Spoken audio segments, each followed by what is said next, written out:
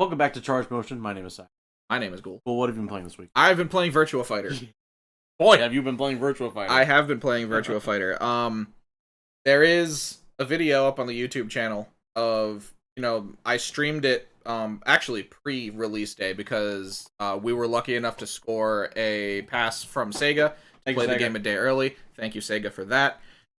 So I was able to get early access to the game and play it, and I have so many thoughts on what it is right now, but I think I want to save that for last. So I'll talk more about Virtua Fighter afterwards, but getting into news. So the big one right now is EVO's back. EVO is back. Sony. Yes. EVO 2021 Online announced it as registration. They're doing free online. Not great to do. Person right now, please get vaccinated. Please. They're doing for EVO 2021 Online. They're doing. I have thoughts about a lot of this.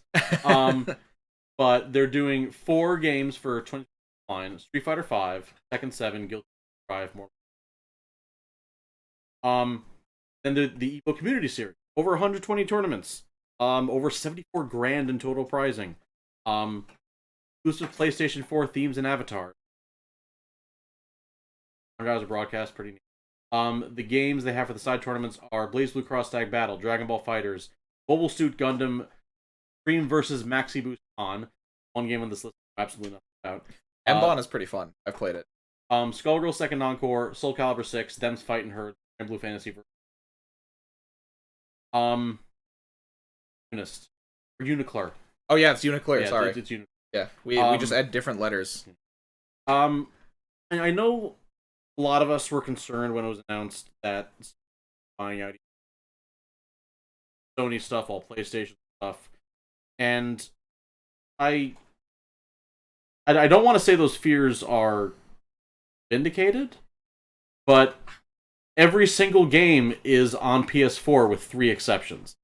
Street Fighter 5, because it has crossplay. It does have crossplay. Tekken 7 in EVO 2021 Online is on PC for some reason. And Them's Fightin' Herds, which is only on PC. Right. Every other game is only on PS4 or PS5. And what really gets me is that includes Skullgirls. Oh yeah, that's right, because we don't even have... Are we going to have, Annie? I believe Annie will be out in June. I think that's what Future Club said.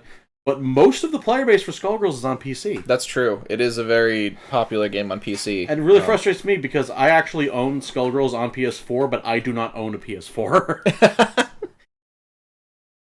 I also have the game double dipped. I bought it on PS4 so that I could bring it to locals. I have a triple dipped. I have it on Steam. On Switch, too. Oh, yeah. Damn. I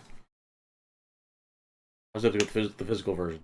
But yeah, So, on the surface of things, it makes sense, right? Yeah. Because you think about it, Sony owns EVO. They're going to run the tournaments on their hardware. Yeah.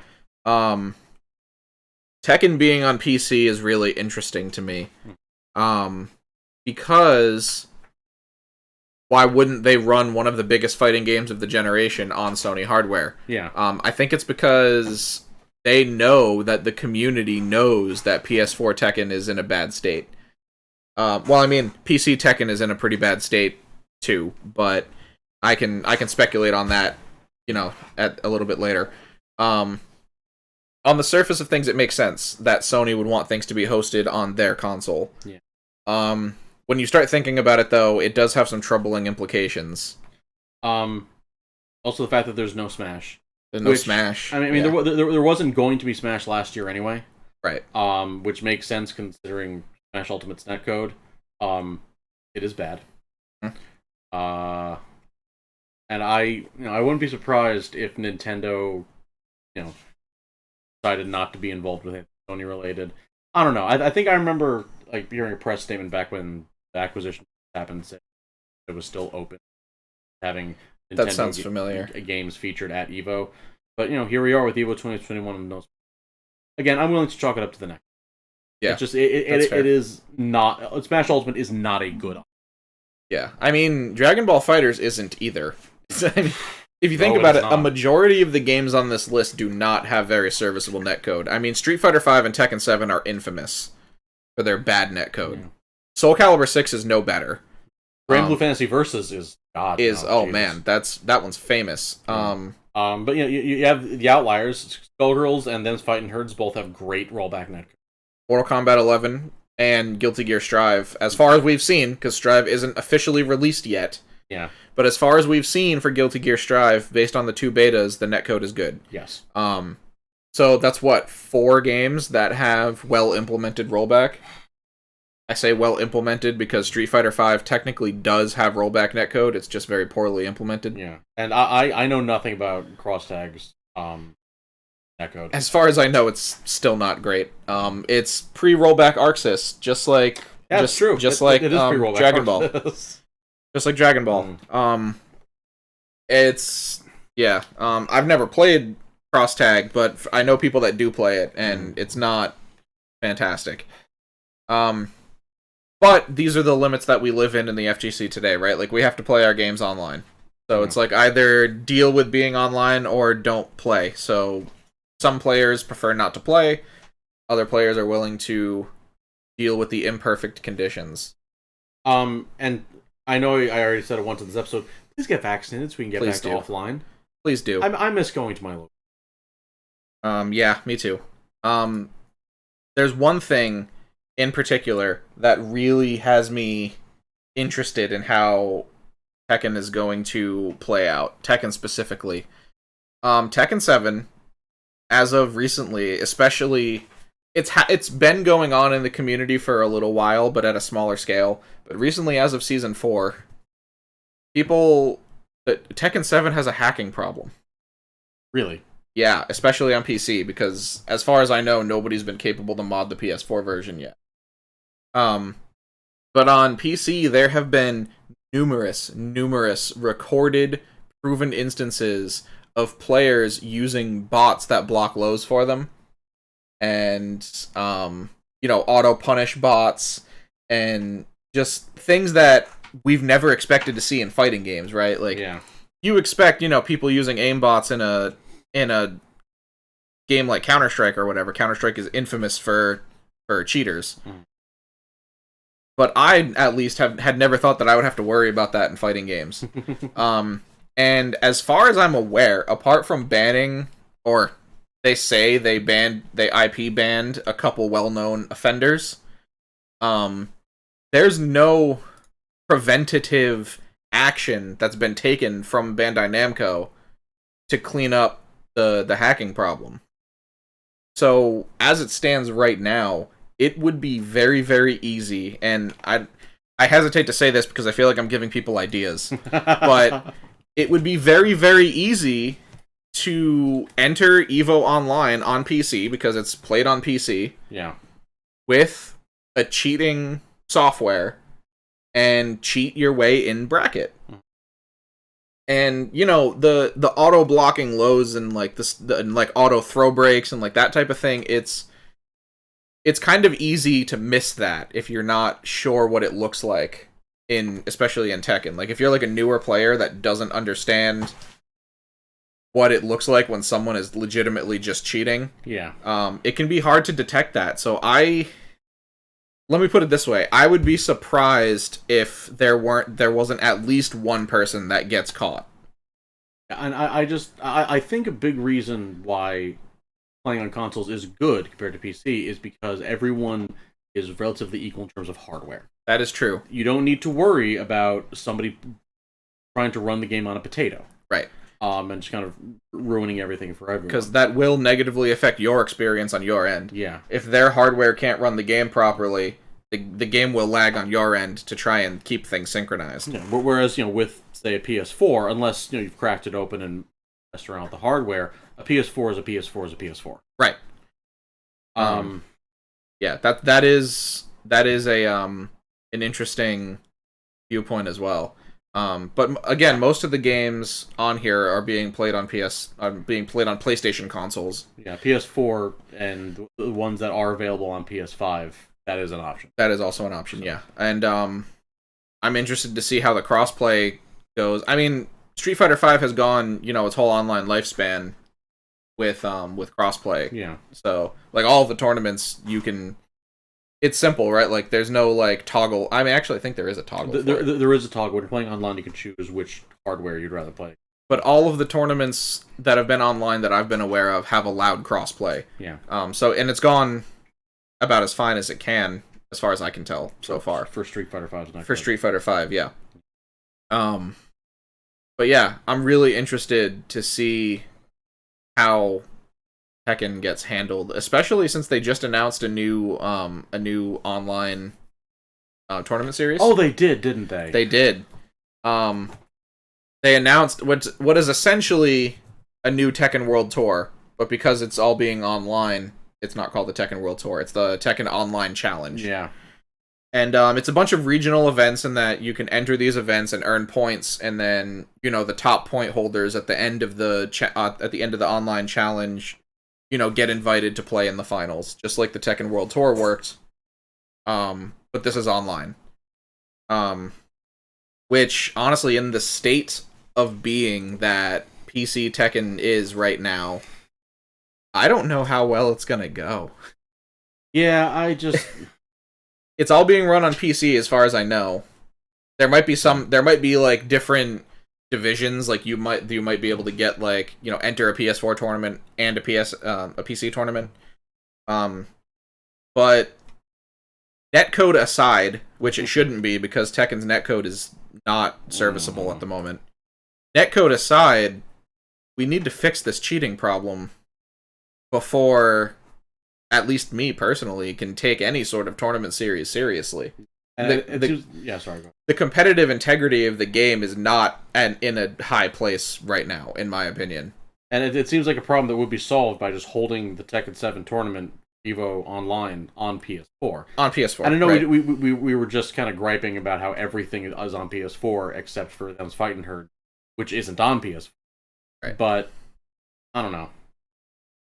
It seems like when that's the problem, there's an easy enough fix for it. Yeah. But PC, when it's running properly, is the more stable version of the game with better netcode. Yeah. So I can understand the draw to that, but at the same time, there's a glaring weakness in the integrity of the game being played on that platform. And I was a Tekken PC fanboy for the longest time. I didn't touch PS4 after I switched.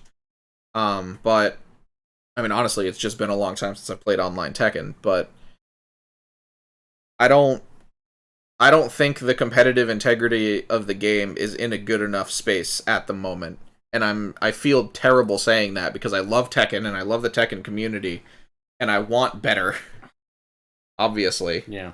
Like it's been the premier, 3D fighting game came out. Since it came out, right? Like it was supposed to be the resurgence of 3D fighters. Yeah. And since then, we have Soul Calibur 6. We have Virtua Fighter 5. But Tekken's still the king. As it stands. As it stands.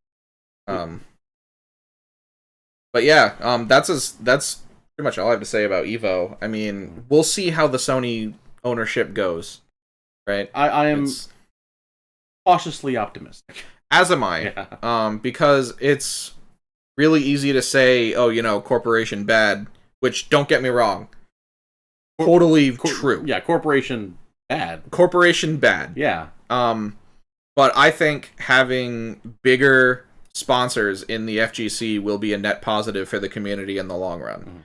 The more money being put into the FGC, the more money that can circulate within the FGC and, maybe come out of it too. But we'll see how it goes, for sure. So EVO Online is here it is. Community series is starting on June 10th and running August 3rd. Yep, so that's all the secondary games like Blaze Blue and Them's Fighting Herds and Skullgirls. Yeah. And then 2021 Online is the weekend of August 6th, 8th, be a wedding at a wedding. And weekend of August 3rd. Cool. More event stuff. We got E3 coming up. E3 next week. Not this coming weekend, but the weekend after that. Saturday, June 12th to Tuesday, June 15th. We can speculate. We can't do a whole lot more than that, but we Right. do know that we're obviously getting a Nintendo presentation, Nintendo Direct, which is on June 15th at 9 a.m. Pacific time, noon Eastern. Then there's also going to be presentations by Capcom and Bandai Namco. Nice. So those are some big players. Yeah. Because not only does Bandai Namco is known for doing Tekken and Soul Calibur, but Bandai Namco also publishes Dragon Ball Fighters. Yes. I know that there's a rumor going around. I don't know how valid this is, that Bandai Namco is actually might be ArcSys. Anyway, somebody's working on like a Dragon Ball Fighters style game, but for My Hero Academia. That rumor excites me because I love My Hero Academia. I've never seen it or read it, but I am excited for you. I am very excited. I like that series so much that I played the Arena Fighter. Really? Yeah. Well, I mean, I also like Arena Fighters, but that's my guilty pleasure. But My Hero Academia, one player, one's justice. Yes. One player. Yes. It's okay. I understand. It's not cool to shit on games. Don't shit on games.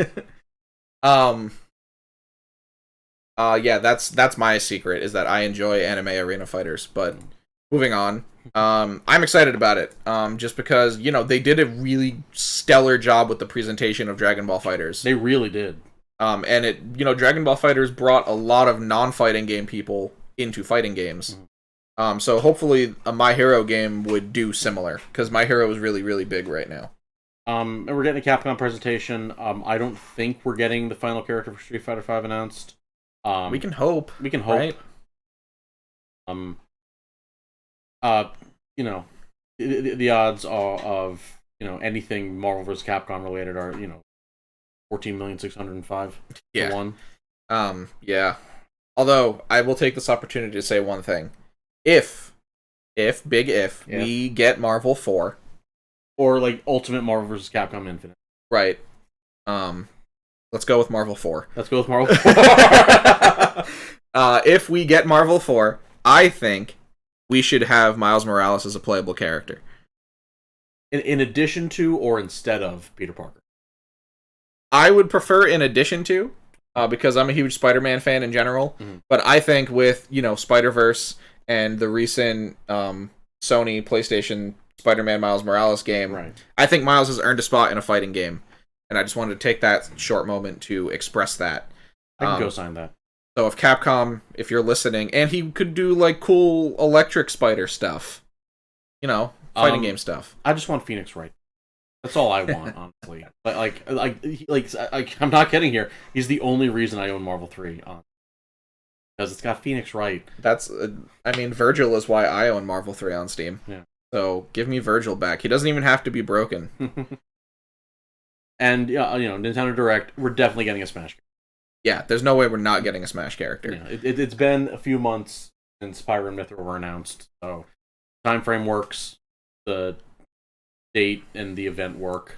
Gonna happen. Right. There is something you did say. Bandai Namco is going to be there, right? Yes. Okay. Michael Murray, who is, he took over for Harada, basically being the director of Tekken 7. I don't know why I put air quotes around that. I think that's his official title. But sorry, Michael Murray, I didn't mean that. But he made a pretty cryptic tweet hinting that we might get some sort of Tekken announcement at E3. He said something, I don't remember the exact tweet off the top of my head, but I'm paraphrasing. He said something similar to, because when they announced the online tournament series, everyone was a bit disappointed, because we wanted more content for the game, or even fingers crossed an announcement for a new game. But he said something along the lines of, there's E3 coming up, and if we were to announce something big, we would probably do it there. He said something along those lines. I wouldn't exactly call it, a confirmation that we're getting a Tekken announcement at E3, but it's there. Do with it what you will. I think it could possibly be a hint that we might see something. I don't think Tekken 7 will see a Season 5.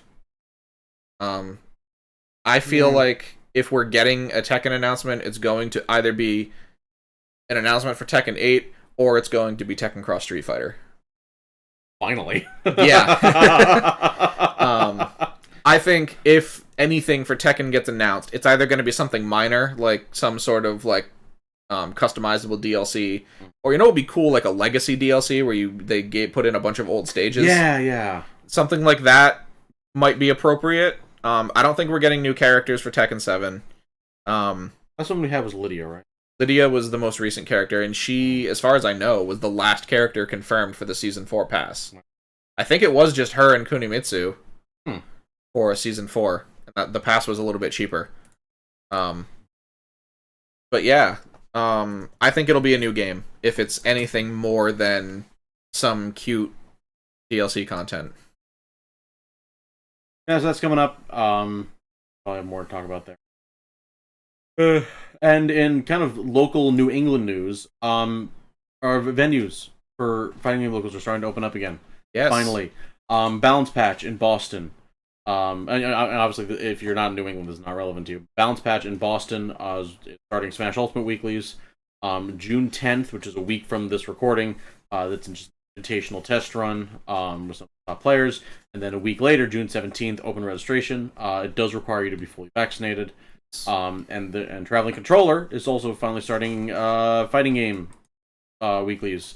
I know on the 11th of June they're doing Street Fighter V, and on the 25th they're doing Dragon Ball Fighter. Nice. That's cool to see, the Boston scene start to come back. Yeah. To that effect, on top of Balance Patch coming back, Platinum City Gaming in Taunton, Mass, has been doing their Tuesday night fighting game locals. Really? Yep. I think they've been doing it for like 3 or so weeks now.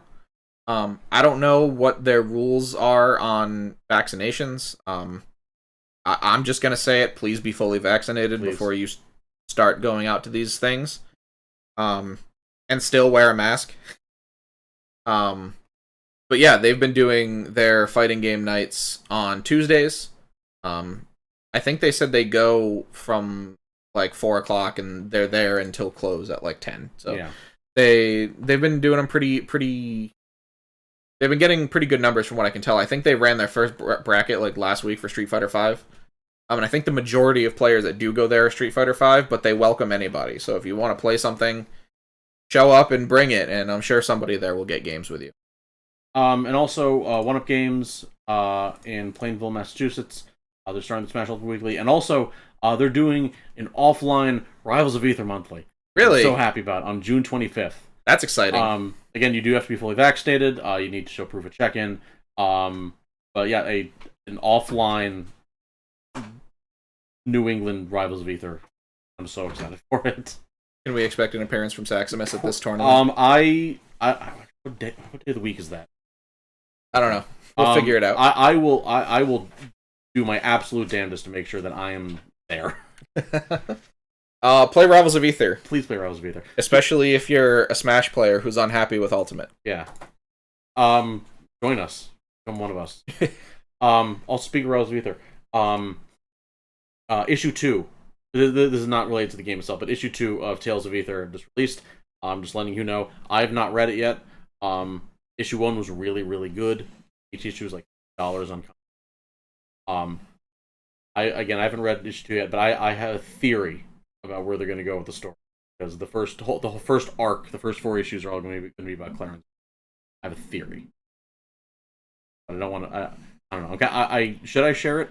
Maybe you can make a separate video for people who want to share in the speculative. All right. Maybe I want to. I haven't read either issue yet, so maybe I want to read it. So don't spoil it for me. I won't spoil it. Especially since I like Claren. That's my favorite Rivals character. Oh yeah, I forgot your name. I know you made Maple for a while. Before Claren came out, I made Maple. Yeah. Mm-hmm. But yeah, no, I mean that's exciting. Like, I think that fighting games could benefit from branching out into more media. Yeah. Right, like comics and.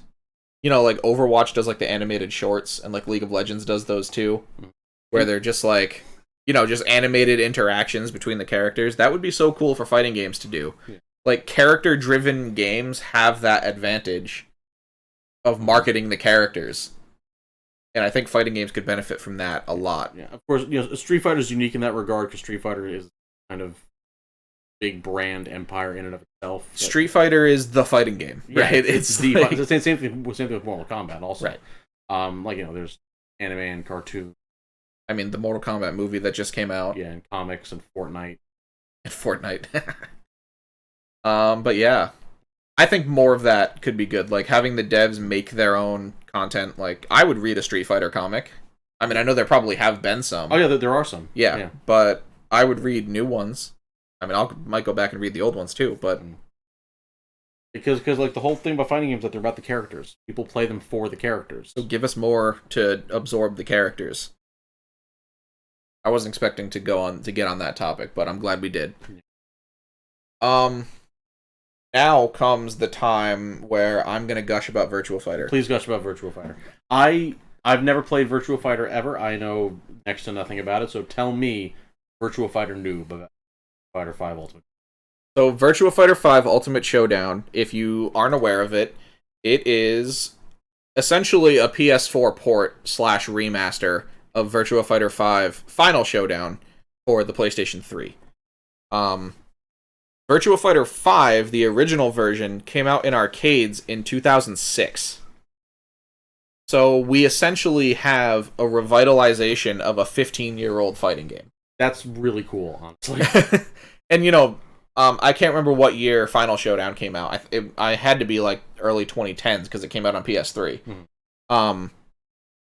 So it's an updated version. As far as I know, none of the balancing has changed. As far as I'm aware, like it's still. They didn't change anything functionally. Yeah, I'm looking at the Virtua Fighter wiki, and it says, Virtua Fighter 5 Ultimate Showdown is identical to Virtua Fighter 5 Final Showdown.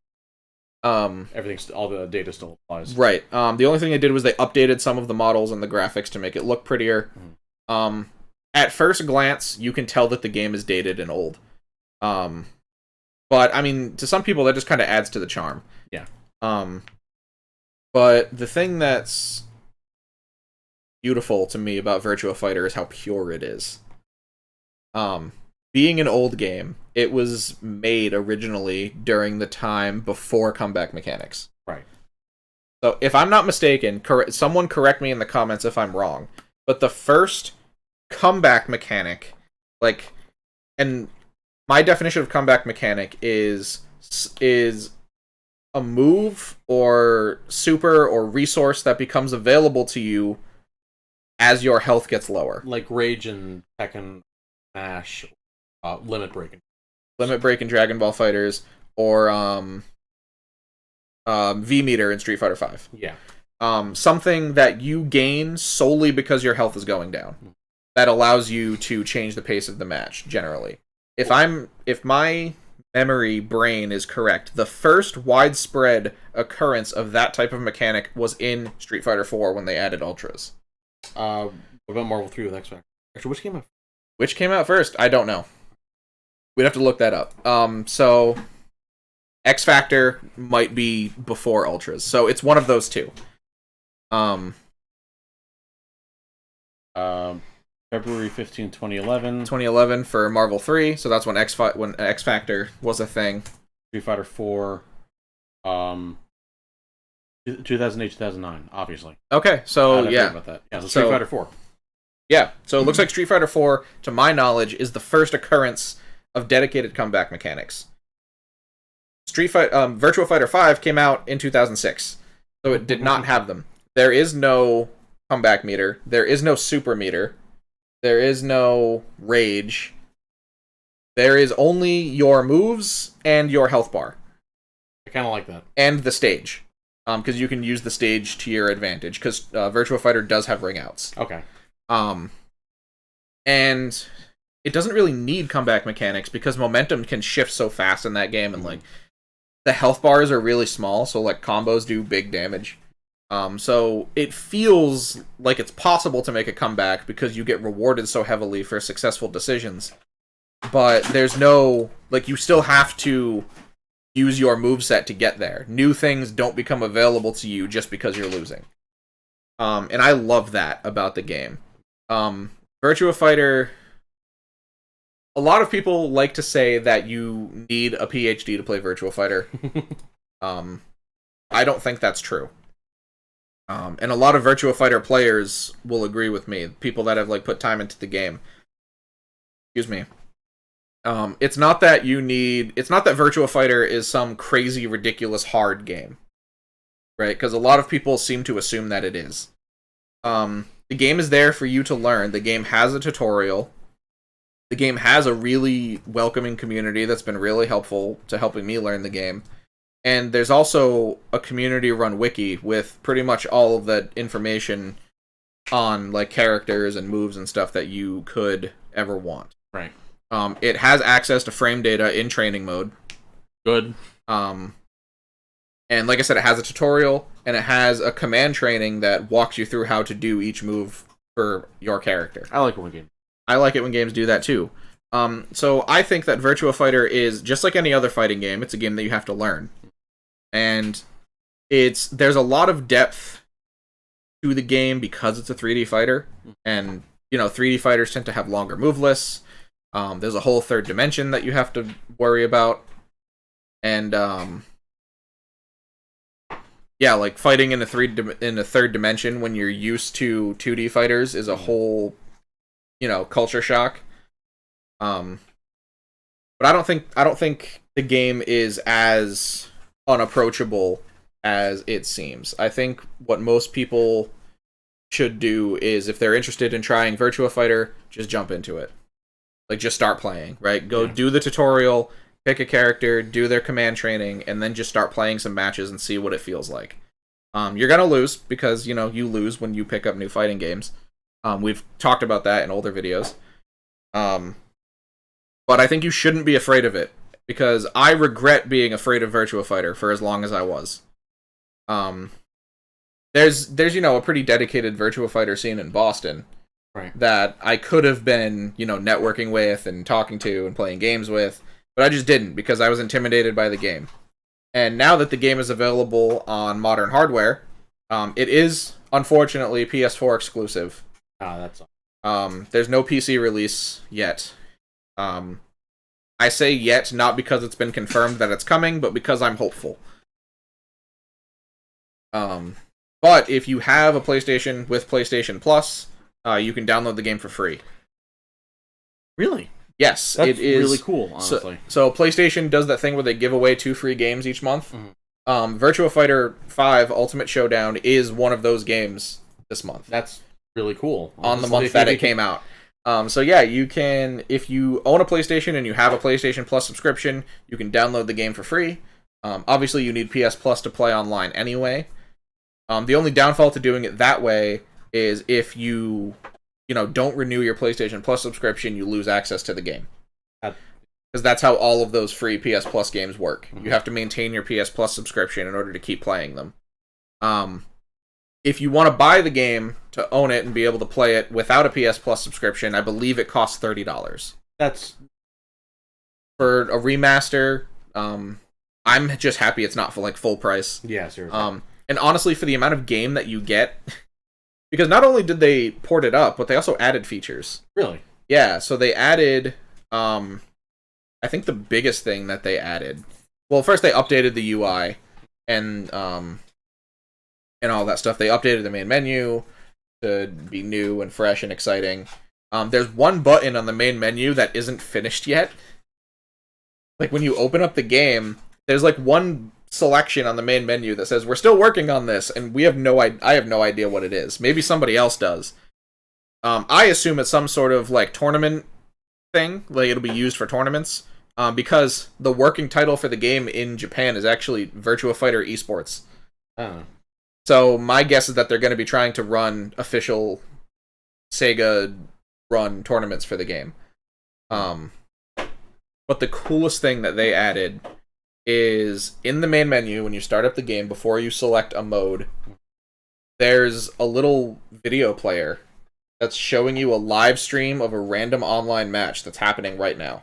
That's really cool. Yeah, and then like you can press L1 to enlarge it to full screen and just watch a match from someone that's playing right now. That's really cool. Yeah.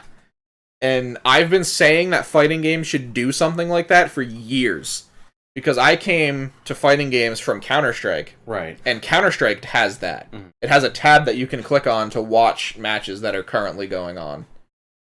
So when I came to fighting games, I was like, man, it would be really cool if I could just watch a match inside the client of the game without having to go look for somebody's stream to watch. And it's great because, like, the first day I was playing for, a few hours, and then, like, I got tired and I wanted food, so I was like, oh, okay, well, let me just sit in the main menu and watch these matches happening while I eat my food, and then I'll get back into it. It's such a cool thing, and, like, I'm pretty sure it prioritizes, like, higher ranked matches. Oh, okay. And then, when one match ends, it plays there's, like, a little transition screen, and then it just shows you a new match. And it doesn't require any input from you, it just happens automatically while you're sitting on the main menu. That is a legitimately sick. Yeah, it's my favorite thing, really. Because Virtua Fighter is really fun to watch, in my opinion. Not a lot of people agree with me on that, because the game does look dated, and it's kind of hard to understand what's going on if you don't play. Because, I mean, a lot of 3D games are kind of like that. But it's so awesome to see a revitalization to an older game like this. Especially now that, like, the current 3D games that we have on the market are starting to hit their stale period. Yeah. So you mentioned online, which, brings us to the most important question. How's the net? Okay. It's not rollback. It's not rollback. I know that. I know it's absorb-based netcode. Like the way they actually implemented, I think is very interesting. So like as far as I can tell, what Sega did is that they are renting servers all over the world, and the servers act as relays. Yes. In between the two players, which is a really interesting solution to the problem that is delay-based netcode. Right. Still not rollback. Still not rollback. It would be nice if it was rollback. Yeah, and I'm legitimately curious as to how expensive that is. Oh, yeah. I can't imagine that being cheap. But I think it works because it's only on PlayStation. Yeah. So they don't have to, try and run servers for multiple platforms. Which actually, now that I'm thinking about it, that might be part of the reason why it was only launched on one platform. Sense. Also, because if I'm not mistaken, Sony foot the bill on some of the money to get the remaster done. Don't quote me on that though. But when I'm playing the game, it feels fine. I don't want to say it's good or that it's great or that it feels like offline. Because if I'm being honest, the majority of one thing I take into account when I'm judging the netcode of Virtua Fighter 5 specifically is that the majority of my time playing the game was pre-release. That's true. And the majority of people that I was playing with were other content creators that are playing on optimal wired setups similar to my own. Yeah, that makes sense. So I don't have a lot of experience. I have been playing for a couple days after the game is released to the public, and I think I really only had one game where I was like, this is unplayable, I can't do it. Yeah, because now the game is out, to the public. You're gonna get Timmy, right? Timmy on Wi-Fi. If I'm not mistaken, I might fudge the numbers on this, but I think 70% of PlayStation 4 owners are playing on Wi-Fi. Just because a lot of casual gamers don't know the difference or don't care about the difference. And they just prefer the convenience of Wi-Fi, which is fine, play your games how you want to play them. But also, if you're playing fighting games against other people and intend to take them seriously, get a wire. And I think James Chen tweeted something a couple days ago. That, the purpose of rollback netcode, it doesn't make bad connections good. It masks bad connections. Right. So good connections are going to feel good no matter what the netcode is like. Yeah. But rollback is kind of shortening the gap between good connections and bad connections. I mean, if you're playing on McDonald's Wi-Fi, it's going to be crap no matter how good the netcode is. But yeah, I'm really interested in like the relay based delay absorption netcode, whatever. Yeah, I Consuming mean, for like I said, I only had one game out of the probably 250 games that I've played at this point. I've only had one game where it was like actually entirely noticeable that the lag was bad. The rest of my games have felt, pretty decent. Sometimes you can tell that your buttons aren't coming out as fast as you're pressing them. But for the majority of the time, it's been manageable. So my consensus on it is, if you were holding off on it because it doesn't have rollback, I suggest you just give it a shot. Because it's not terrible. It's not like Dragon Ball Fighter's bad. It's not Smash Ultimate bad. It's not rollback, but it's not that bad. It's serviceable, I think, is a good word to use. And for $30 for a fighting game that's really unlike anything else in the market right now, right? And if you're playing it online on PS4, you have a PS Plus subscription anyway, so it's free to you. Yeah, generally. I'd say go for it, especially if you're getting it for free. If you were, like I said, if you were avoiding it specifically because it doesn't have rollback, I think you should just give it a try. Especially if you were overtly interested in Virtua Fighter, because now is like the best time to get into it. You were interested in it before. And like I said, it's such a detachment from the modern wave of fighting games. It's like, I mean, obviously it's an old game, but I've only been playing fighting games for like 5 years. With like my first fighting game that I went to a local for was Street Fighter V. And so all of the games that I've played that I've gotten used to have been built with sort of fallbacks into them. Where it's like, if you don't understand certain situations and how to get out of them, here's something for you to try and use. Yeah. Right, like a V-Reverse, or a Rage Art in Tekken 7. Or X Factor. Something like that. Virtua Fighter doesn't have any of that. And like I said, it's not a game that requires a PhD to play. It's totally learnable, and it's more approachable than it seems. But the game demands that you learn it. Because if you don't know how to deal with what your opponent is putting on the screen, you're just gonna lose. You don't have some sort of universal mechanic to fall back on to help you with that situation until you learn it. Yeah. It's you get hit by it, and then you have to learn how to not get hit by it. And I think that I don't want to use the word scares, but I think that intimidates a lot of people. Is like the absolute purity of the game, that you can just die for not knowing things. I'm flashing back to that one clip of Justin Wong playing that kid in Mortal Kombat. In Mortal Kombat X. You're gonna learn. You're gonna learn the real world. That's kind of the vibe I'm getting. More or less. Yeah. And it's like, Virtua Fighter doesn't hold your hand. It gives you the resources, like it gives you the tutorial, which, it doesn't cover everything, but it covers, how to move, how to block, how to break throws. It covers all of that stuff. And there's a couple, it teaches you like some like defensive option selects that are important to know. Stuff like that. It has a block button, and actually one of the interesting ones is that Virtua Fighter is a 3-button game. Right. You have a punch button, a kick button, and a guard button. And then, you execute moves with various combinations of those things and directions, naturally. But if you press punch plus guard, you get a throw input. And you use the throw input to break throws.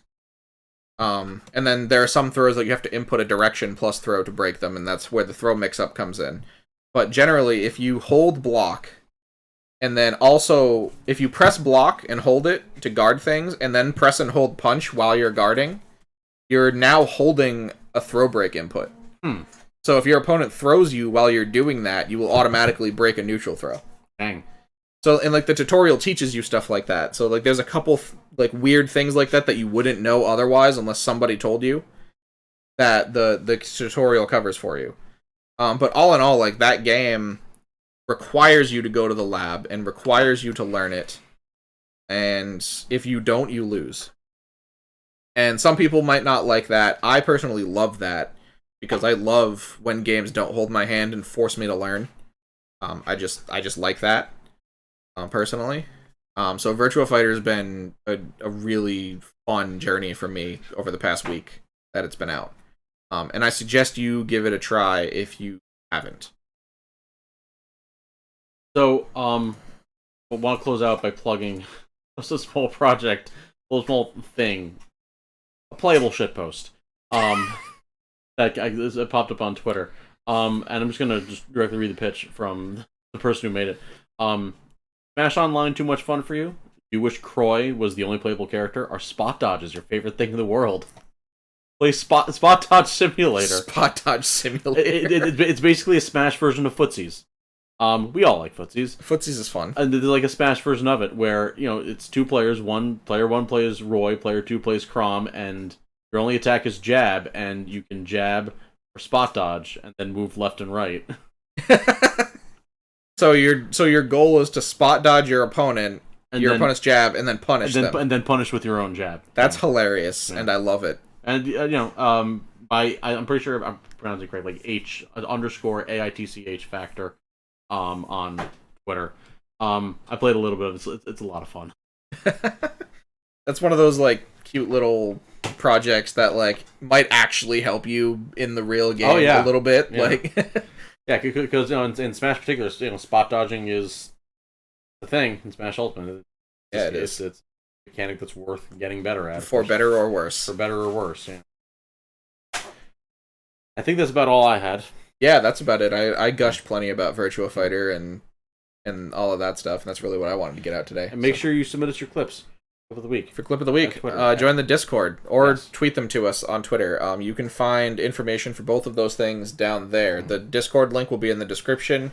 The Twitter is right there, @ChargeMotion.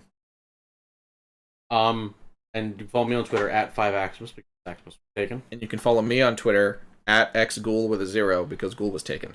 And we'll probably see you after 3. Hopefully we'll have stuff to talk about. That'll be fun, but we'll see you after E3.